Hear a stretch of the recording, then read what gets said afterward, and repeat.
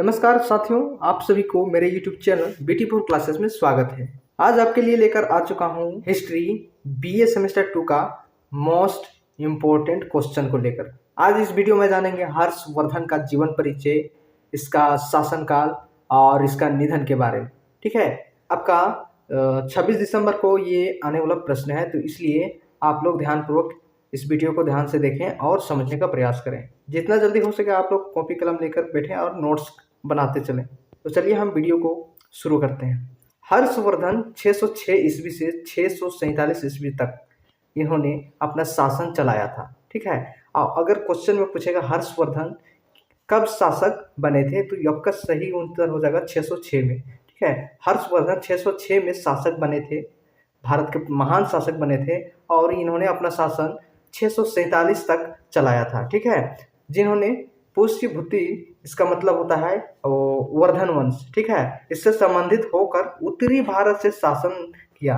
वे थानेश्वर जो कि हरियाणा में है और कन्नौज के राजा थे। कहाँ के?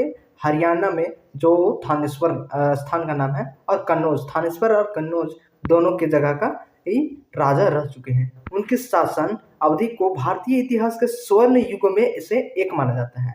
हर्षवर्धन का जो शासन अवधि है वो भारतीय इतिहास में से स्वर्ण युगों में से क्या एक माना जाता है। अब हम जानेंगे इसका जीवन परिचय जानेंगे। उसके बाद पिता का प्रभाव करवर्धन को जानेंगे। उसके बाद भाई जिसका नाम है राजीवर्धन, उसके बाद बहन जिसका राजश्री नाम है। ठीक है, इसका राजधानी का बात करें तो इसका राजधानी प्रारंभ में थानेश्वर था, उसके बाद में कौन बन गया? कन्नौज बन गया। ठीक है, तो ये दोनों जगह के क्या थे? राजा थे। कौन? हर्षवर्धन। तो चलिए हम जानने का प्रयास करते हैं इसका परिचय, हर्षवर्धन का परिचय।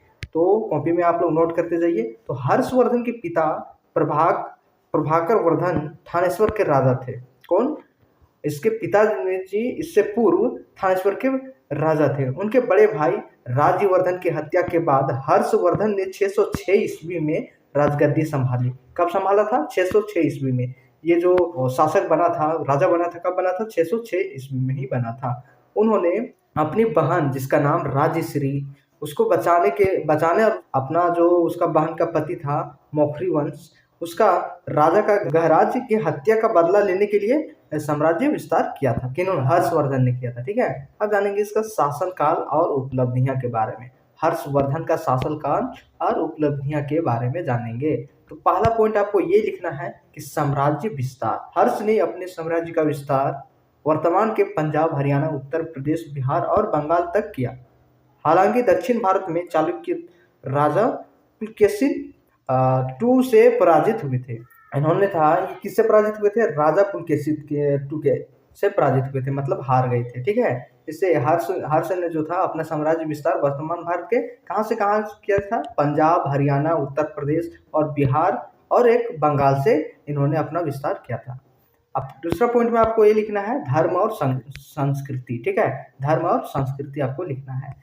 तो हर्षवर्धन एक सहिष्णु शासक थे, जो साहसी होते हैं वैसा शासक। ठीक है, वे मूलतः शैव धर्म के अनुयायी थे। बाद में बौद्ध धर्म के प्रति आकर्षित हो गए। उन्होंने बौद्ध धर्म के प्रचार प्रसार के लिए अनेक कार्य किए और नालंदा विश्वविद्यालय को संरक्षण दिया। ठीक है, तो अब इसका पॉइंट नंबर 3 की ओर बढ़ते हैं। तो पॉइंट नंबर 3 है साहित्यिक और शिक्षा।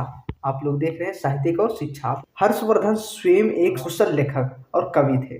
जो हर्षवर्धन थे कुशल लेखक और कवि थे। ठीक है, जो कि लिखने और कहानी वगैरह बनाने का भी कार्य करते थे। उन्होंने संस्कृत में 2 नाटक नागानंद और रत्नावली लिखे थे। संस्कृत का 2 नाटक है, जिसका पहला नाटक का नाम है नागानंद और दूसरा का रत्नावली है। ठीक है, ये 2 नाटक का राइटर कौन है? तो हर्षवर्धन है। ठीक है, उनके शासनकाल पानभ्रष्ट जैसे विद्वान उनके दरबार में थे। ठीक है, जिन्होंने हर्षचरित और रबरी जैसे ग्रंथ लिखे थे। ठीक है, सवाल में पूछेगा कि हर्षवर्धन का संस्कृत नाटक का नाम क्या क्या है? तो एक था नागानंद और दूसरा था रत्नावली। ठीक है, पॉइंट नंबर 4 है कि कुंभ मेले की शुरुआत। कहा जाता है कि हर्षवर्धन ने प्रयाग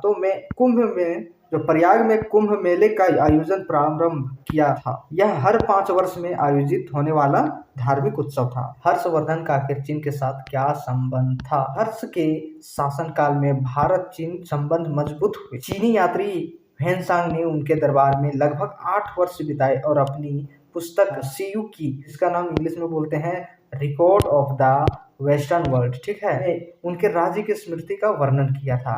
बुक का नाम है सीयू की, जिसको इंग्लिश में बोलते हैं record of the western world. उनके राज्य की स्मृति का वर्णन किया किस बुक में? Record of the western world में, ठीक है। हर्षवर्धन का निधन 647 ईस्वी में हुई। उनका कोई उत्तराधिकारी नहीं था, इनके पास कोई उत्तराधिकारी नहीं था जिससे उनका साम्राज्य बिखर गया। उनके बाद उत्तरी भारत में पुनः छोटे छोटे राज्यों का उदय होना प्रारंभ हो गया।